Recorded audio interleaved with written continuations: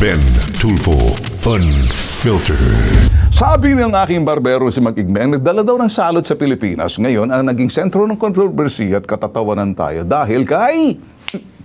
Bato, make my day! Bring it on! Trillanes! Bato, kumusta ka na ba? Ben Tulfo Fun Filter. Kayong mga trolls, makinig kayo. Akala nyo ba mabubwisit nyo si Bitag? Paulanan nyo man ang aking Facebook page, yung aming mga digital platform. Sige, ilalike pa namin, i-heart pa namin yung sinasabi nyo. Natutuwa kami. Alam nyo bakit? Pinasisikat nyo lagoy kami. The only thing is, negative publicity is still a publicity, but we're always positive in our publicity, only that you're trying to put negativity. Ang mga bobong trolls, pinanganak na bobo, mamamatay na bobo. Bring it on! Ben Tulfo Fun Filter. Kinubkob po daw. Hindi naman kinubkob. Nilusob. Ewan ko. Nagkaroon ng putukan.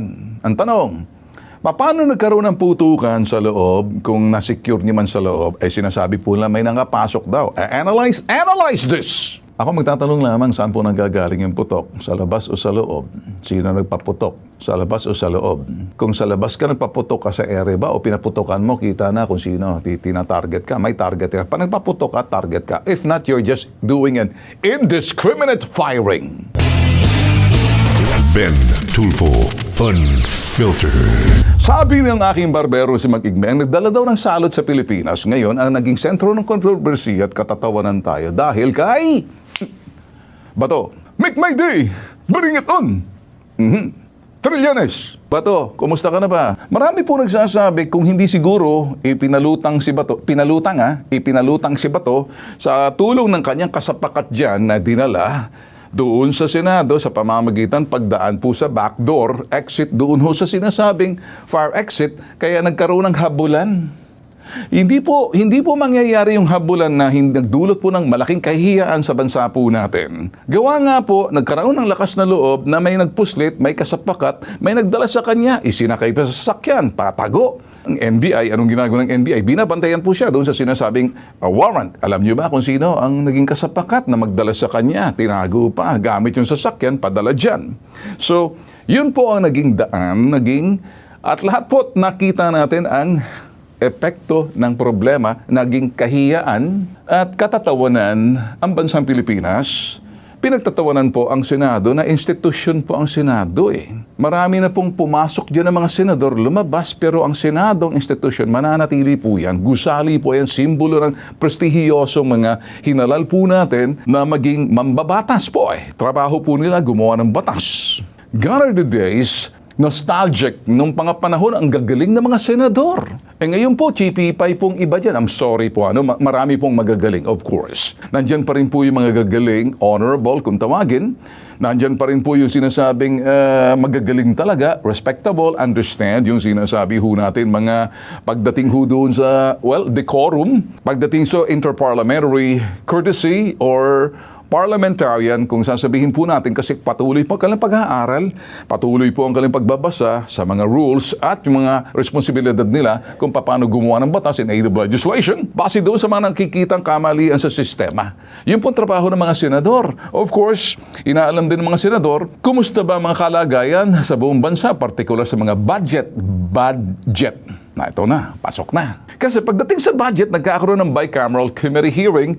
Final na po yan, yung Senado at Kongreso at Ehekutibo. Kasama-sama po sila tulad ng nangyari, nagkaroon ng live streaming. Do you remember that? So doon po sa parting yan, nakakapuslit po yung mga for later release, allocables, yung pong mga bagay na dapat tinatanggal na po yan eh. Kasi pag nagawa po ng budget ang sinasabing Ehekutibo sa buong taon, ibinababa po nila sa tulong po ng DBM, Department of Budget Management, and then pag-uusapan sa iba't ibang departamento, paglaanan, and then binababa po nila. Ang ibig sabihin binababa, pababa doon sa lokal hanggang sa kababa-babaan, kaya bottom-up budgeting. Anong ibig sabihin noon mga boss? Nakaka-partisipa yung mga tao, hindi sila mga bulag. Kita nyo nangyari sa flood control, nakita nyo nangyari. Baka nakakalimutan nyo na, ha? Baka nakakalimutan nyo na ang kakurakutan, baka nakalimutan nyo trilyones ang nawala, hindi trilyanes. Trilyon, hindi trilyan. Trill siya. Nagkakaroon siya ng trilling doon sa trilyon na siyang nawala sa ating kabanang bayan. Kung ang taong bayan gising, hindi doon sa chismis, hindi doon sa mga sumasakay-sakay kung anong kulay ka ba, kulay berde ka ba, kulay pula ka ba, kulay dilaw ka ba.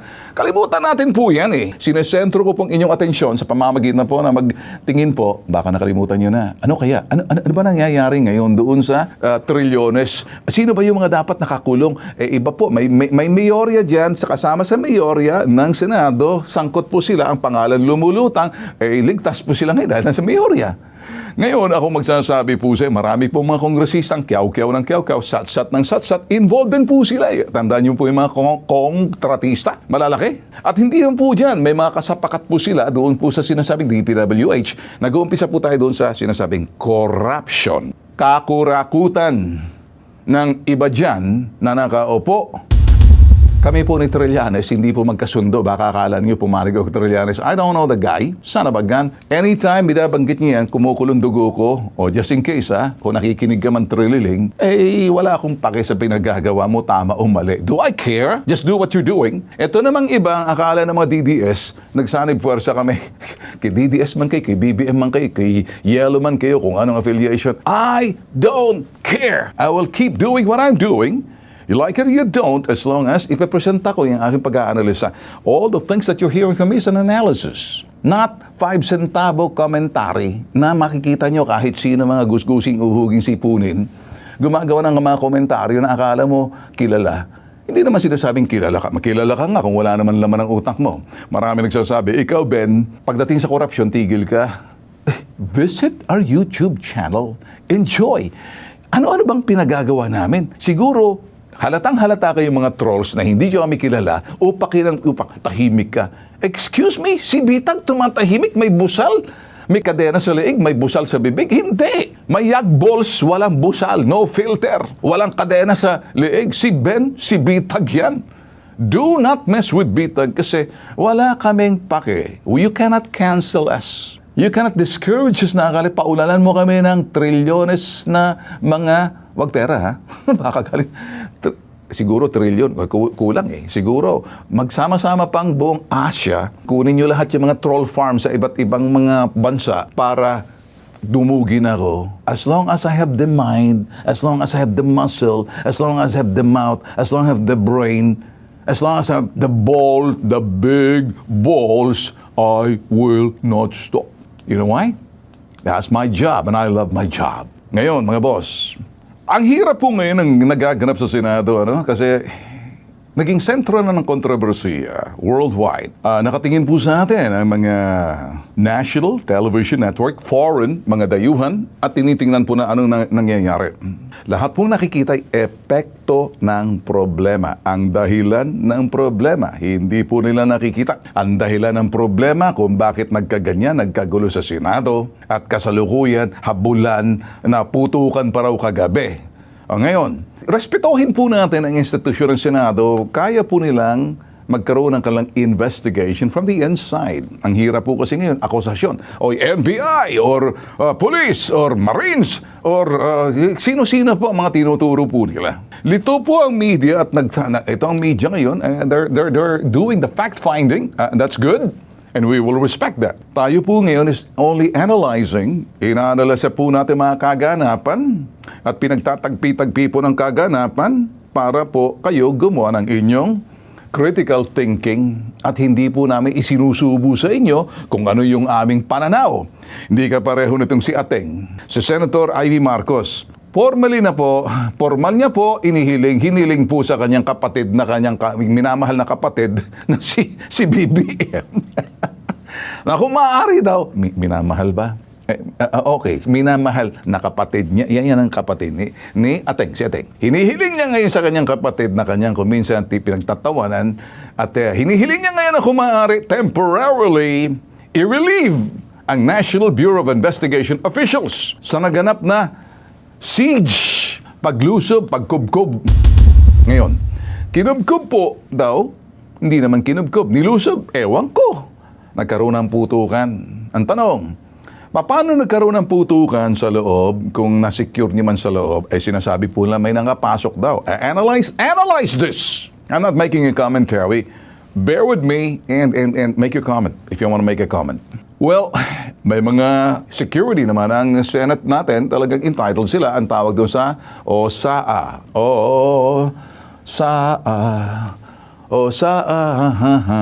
Okay? Office of the Senate at Sergeant at Arms. Now, nagkaroon po ng putukan kagabi at lito po ang mga media at hindi po kanya-kanya po sila. Nakikita nyo po yan. Yan ay mga taranta sila, natural, taranta. Sometimes people, it's almost like a stampede. Alam nyo, pag isang taog sumigaw, sunog! Sa loob ng sinihan, anong mangyayari? Takbuhan po yan. Isa lang ang magsisigaw niya, sunog! And then everybody panics. Tanong, saan ang galing yung putok? Very simple. Ang putok either sa loob or sa labas. Kung ang mga tao sa loob narinig nilang putukan, naturalmente, putukan, syempre, anong klase mga armas? Mahaba o maikse? Mayroong mga CCTV po sa loob ng Senado. Ako po ay isang investigador sa media pero hindi po dyan sa loob ng Senado. Pero bear with me here, I'll walk you through. Unless kung nakapasok sa loob ng Senado at nag-blend in, quote, nag-blend in sa mga media, ibig ba naman natin sabihin, traidor mga kapatid natin sa industriya? Maybe yes, maybe no. Maybe katang-isip yan. Maybe that's false. Because I don't want to be a bearer of fake news. I'm only here to present what's happening. As of the moment, nag-iimbestiga po sila sa Senado and let's respect their investigation. From the outside perspective, tulad po ng Fourth Estate, and yun, watching yung incident kagabi, saan po nanggaling ang putukan? Sa labas o sa loob? Pag sa labas ang putukan, sino umpisa nagpaputok? Pag sa loob ang nagpaputok, pinaputukan ang sa labas, sino nag-umpisa? So, sa labas ng Senado, ang nagpaputok, sino ang pinaputukan? Sa loob? Or nagpapaputok doon na parang sa Iran, sa ere, ganun ba? Hindi naman siguro kasi makikita sa CCTV sa labas at marami makikita niyan. Saan ang gagaling ang putok? Sa loob? Pag ang putok ay nanggaling sa loob ng sinasabing establishmento which we call the Senate, ang trajectory ng bala saan? Sa dingding, sa sahig, sa bubong. Siyempre, magpaputok ka. Anong klaseng putok saan ang galing? Assault? Tulad ng mga long firearms or short firearms. Nakita po natin yung mga OSA, sila po'y nakabunot na ng baril pero hindi po na nakita. Pero may nakikita tayo, narinig tayo parang isang network na tok-tok, malayo na, tok-tok, pok-pok-pok. So nagpapanik po sila kasi hindi na po alam kung saan ang galing ang putok. Ang tanong, kumusta ba ang mga CCTV natin sa Senado? Gumagana ba yan? Kumusta ba ang security natin sa Senado? Lalo-lalo na nung nangyari doon sa pagpasok daw ng NBI. Hindi kayo naghigpit na kayo dyan. At sinasabi naman ng NBI, kagabi, narinig ko doon sa TV, maraming tanong ng media, mga major news network, yung sinasabi naman itong si Matibag, si director ng NBI, Director Attorney Matibag, nandito kami, we're doing fellowshipping sa Sequoia Hotel. Andyan, may Sequoia Hotel dyan, oh. Dito sa Timog, sa dulo ng Timog. Yun daw sila, nagpe-fellowship daw sila dyan, etc. Wala naman daw order sa kanila. Sabi niya. At tanong ng tanong yung mga major network, gano'n, sinasabi, wala kaming dyan, wala nang order sa amin. So, sino ba ngayon ang nasa loob ng Senado? Mga pulis. Bakit magpapaputok ang mga pulis? Sabi naman ng mga pulis, nakita po natin ang PNP chief, pumunta po roon sa sinasabing Senate. Si PNP chief Nartates at nakita po na paika-ika si John Vic Remulla ng SILG na wala naman daw utos na ganyan, etc. At sinasabi naman ng presidente na ngayon wala kaming utos ng ganyan. So, kayon, meron bang puwersa? Sabi naman daw ni BBM, it's not the government. So, okay, if it's not the government, saan galing putok? Sa labas, sa loob. Na-breach ba? Nagkaroon ba ng security breach na napasok ang Senado? Do we have a security breach? Anong ibig sabihin? Security breach. Napasok. Mahina ang security. Guro naman, nangyari kay Bato, naghigpit na kayo dyan kasi unang-una nakita nyo, naghahabulan dyan. Pinalabas nyo naman. So, ayaw na magkaroon ng kaguluhan. So, siguro the day after that, alam nyo, sa parting to mga boss, ako magtatanong lamang saan po nanggagaling yung putok, sa labas o sa loob. Sino nagpaputok, sa labas o sa loob. Kung sa labas ka nagpaputok ka sa ere ba o pinaputokan mo, kita na kung sino, tina-target ka, may target ka. Pag nagpaputok ka, target ka. If not, you're just doing an indiscriminate firing. Anong ibig sabihin noon? Ala lang, paputok lang. Happy New Year! Ganun ba? Hindi po. So now, we have to ask, saan ang galing yung putok? Sa loob daw. O sino sa loob? May nakapasok, dinideny. So, kung mas maganda siguro, look at the CCTV, which I think they will do that. Look around, tumingin ka sa floor, tumingin ka sa dingding, tumingin ka sa bubungan o sa roof or sa ceiling kung may tama. Unless ka nagpaputok ka doon sa isang parang alam mo, pok, pok, pok, pok, pok, pok, pok. Ba't nagpaputok? Sinong pinapuputukan mo? Sinong kalaban nyo? Sino yung puwersang medyo papalusob?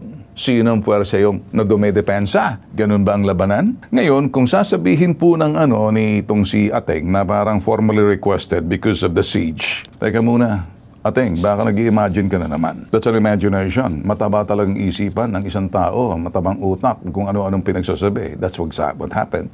Mahirap na tayo rito. You have the right to speak up before you start speaking up. You better start clearing it muna doon sa inyong Senate President, because if not, you're now doing all these na kumbaga kaya pinare-relieve mo na without the process of investigation dahil daw doon sa sinasabing alleged siege. May siege ba?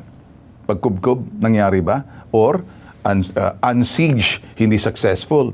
Sino nag-attempt na kubkubin? Yung panawagan po, ng security, ito ho yung alleged NBI, inaakusahan ngayon ng NBI at NBI naman, ilang beses na nagpahayag sa television kagabi. Wala kami dyan. Kung meron man, dapat maimbestigahan paano pumasok. Ang detalye po na sinasabi po ni Senator Amy Marcos na nangunguna na po siya nagsasalita dito, nire-request niya po primarily ang target niya si Director Matibag at yung mga opisyal na doon daw umano sangkot sa insidente. Pag titingnan po natin yung konteksto ng kang insidente na gusto niya sasabihin dito ni Senator Amy Marcos, umano mga ahente ho ng NBI yung sangkot sa loob ng komosyon sa Senado kagabi na parang disrespectful attempt to serve the warrant. Teka muna, if you have that, paano nakapasok sa loob?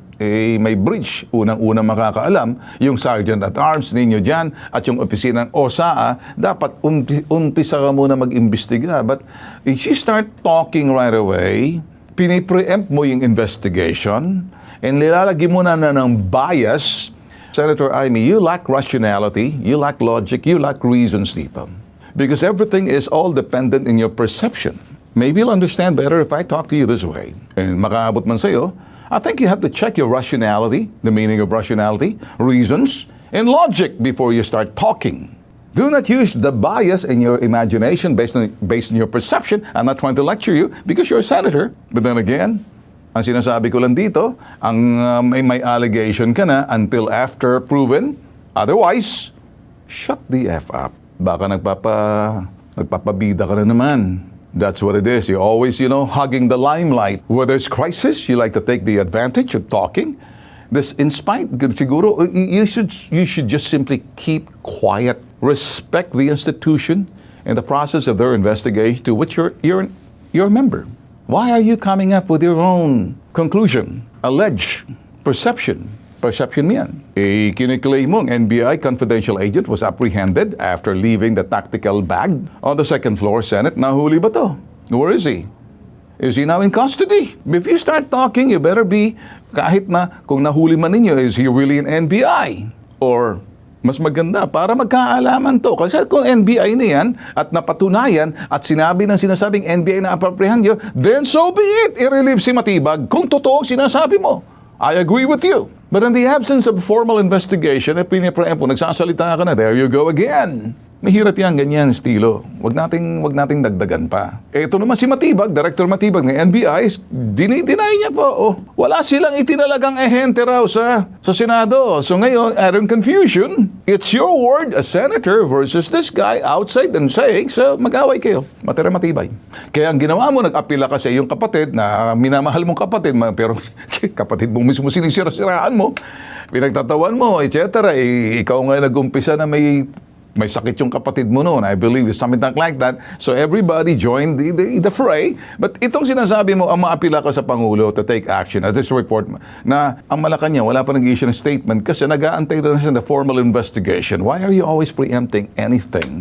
Lagi ka na uuna. Siguro the next time, if you want to be the Vice President, learn to be quiet for a while. You know? Quick to listen, slow to talk. Quick to listen, slow. Think before you talk. Well, kayo po, mas maganda po, mag-iingat po tayo sa mga nakikinig, narinig. Mag-iingat po tayo sa mga trolls. Kayong mga trolls, makinig kayo. Akala nyo ba mabubwisit nyo si Bitag? Paulanan nyo man ang aking Facebook page, yung aming mga digital platform, sige, ilalike pa namin, i-heart pa namin yung sinasabi nyo. Natutuwa kami. Alam nyo bakit? Pinasisikat nyo lagoy kami. The only thing is, negative publicity is still a publicity, but we're always positive in our publicity, only that you're trying to put negativity. Kung ang mga taong negatibo ang utak ninyo, lokohin yung mga lelo nyong panot! Hindi po pwedeng dalhin sa bitag yan. Kung ibang mga politiko matitinag dahil akala niyo mga troll farms kayo, kung ano mga troll farms kayo, ipinupahan pa kayo ng mga malalaking negosyanteng Chino sa bansang Pilipinas natin para doon gawin sa anong mga lugar ng Asia na hindi namang Pilipino. Kaya ayan, pag sinasabing negative messages, blast, i-blast nyo.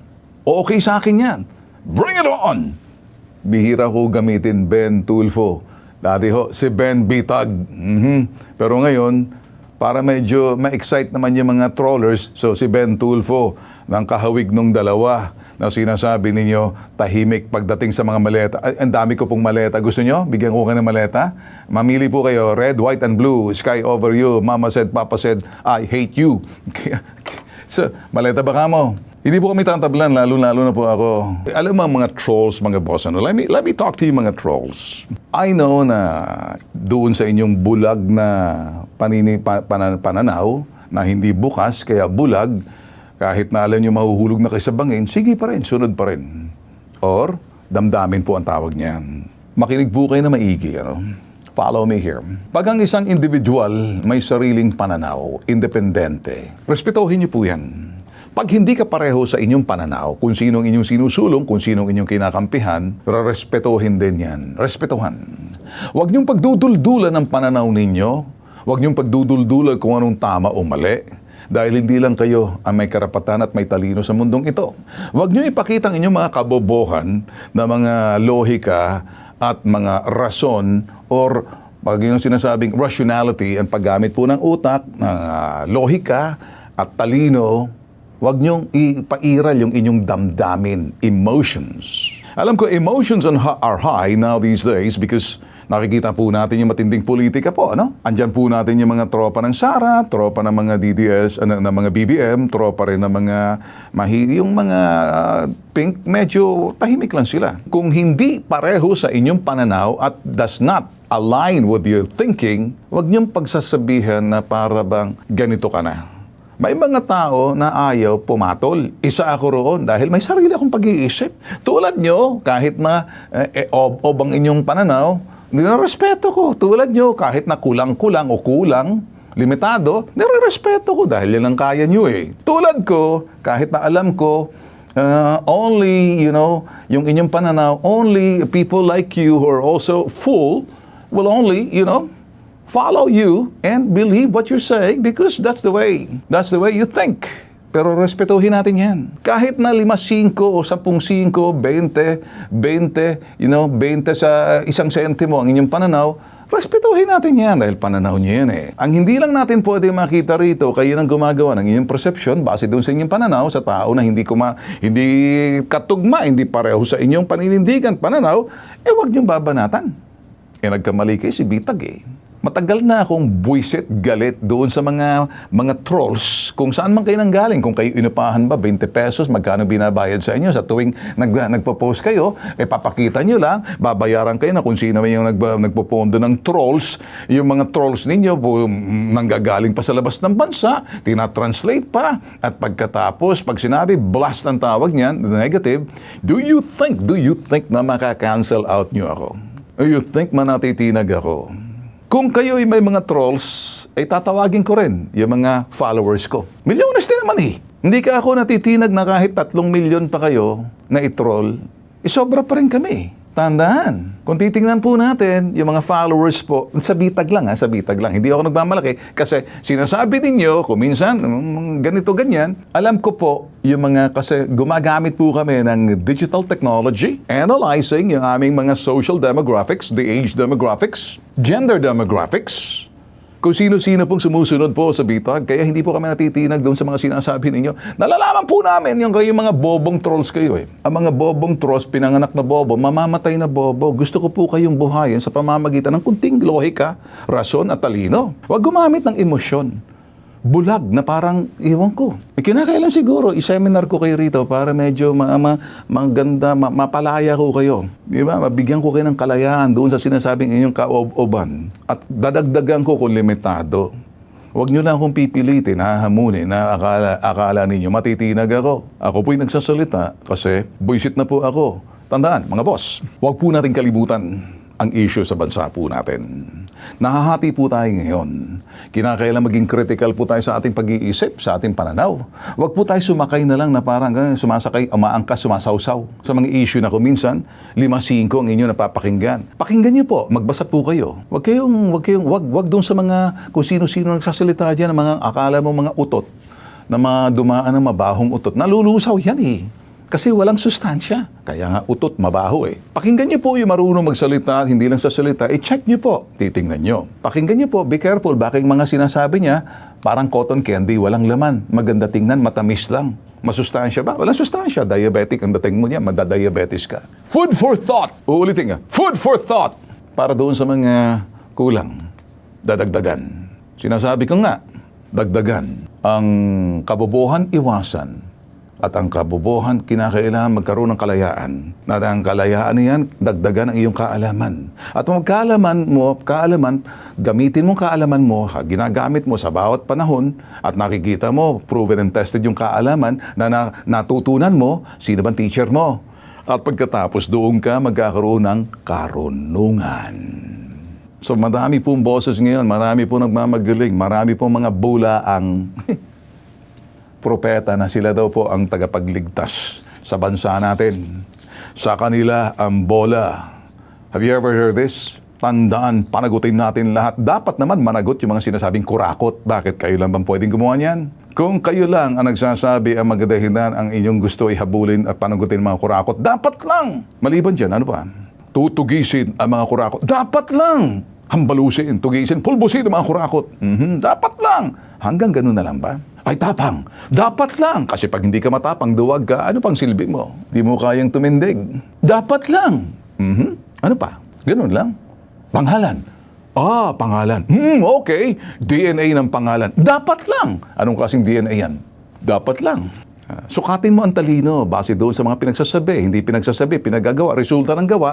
Dapat lang. Medyo lumalayo ng konti, ano? Matagal na niya ba ginagawa or pinapackage lang ang sarili dahil hiram sa tatay, hiram sa kapatid, hiram sa kamag-anak dahil sa apelyido?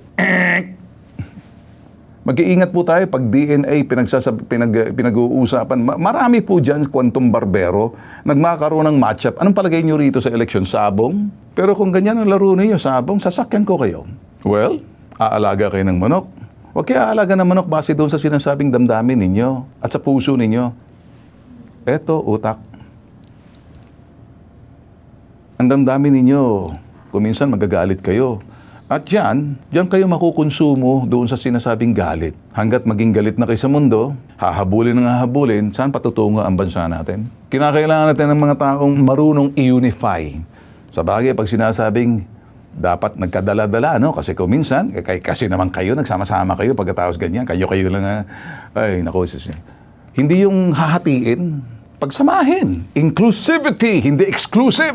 Kaya hindi ako naniniwala mga pangalan dyan eh. Tingnan po natin ang kanyang mailalatag na solusyon para doon sa bansa. Ikabubuti nating lahat. Yun po importante. Inclusivity, sama-sama, hindi exclusive eh. Pag sinabing exclusive, kami ang sagot sa problema nyo. Kami ang magdadala kung saan namin gusto kayong dalhin. At dahil sa amin kami ang solusyon sa bansang ito. Okay.